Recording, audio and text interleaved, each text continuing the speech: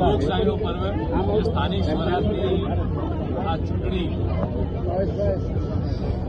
કાલે રાજ્યભરની અંદર 10,000 કરતા વધારે ઉમેદવારોના ફોર્મ આજે તમામ 15 જેટલી મહાનગરપાલિકાની અંદર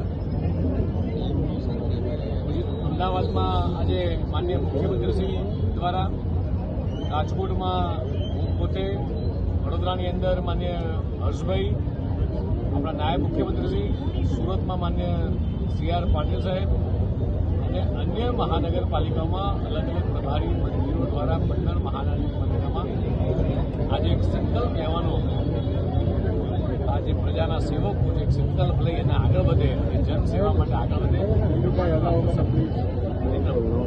આખા રાજ્યની અંદર થયો છે.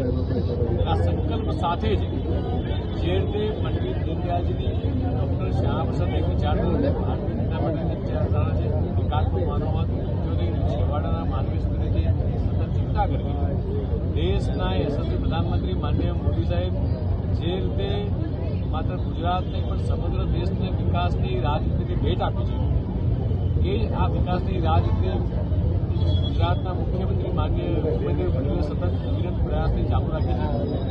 અને જ્યારે સ્થાનિક સ્વરાજની ચૂંટણી છે ત્યારે આખા રાજ્યના તમામે તમામ પ્રજાસેવકો પ્રજાના કાર્યોમાં જોડાય, કેન્દ્ર સરકારની અને રાજ્ય સરકારની તમામ સરકારી યોજનાઓ છેવાડાના માનવી સુધી પહોંચે, વિકાસ ગામડાઓ સુધી, દરેક વિસ્તાર સુધી વિકાસ પહોંચે, દિશામાં રાજ્ય સરકાર અને કેન્દ્ર સરકાર કામ કરી રહી છે. અને આજે જ્યારે આ 15 મહાનગરપાલિકાની અંદર જ્યાં સંકલ્પ લેવડાયો છે, આ જ કાર્યકર્તાઓ સતત પ્રજાની વચ્ચે રહી પોતાના 5 વર્ષની કારકિર્દીનો હિસાબ આપતા હોય છે, એમાં આગળ વધે. ગુજરાત રાજ્યના તમામે તમામ ઉમેદવારોને ભારતીય જનતા પાર્ટીના તમામ ઉમેદવારોને ફોર્મ ભરે છે, તેમાં ભવ્યથી ભવ્ય વિજય મેળવે. ભારતીય જનતા પાર્ટીનો કાર્યકર્તા એ હર હંમેશા બૂથમાં લડતો કાર્યકર્તા છે. 50,000 બૂથની અંદર આ કાર્યકર્તા સતત અવિરત એ પ્રજાના સેવાકીય કાર્યો લઈને પહોંચતો હોય છે. ચૂંટણી સમયે જ નહીં પણ સતત પ્રજાની વચ્ચે રહેનારા ભારતીય જનતા પાર્ટીનો કાર્યકર્તા પ્રજાની વચ્ચે રહી અને પ્રજાની સેવા કરતો હોય છે.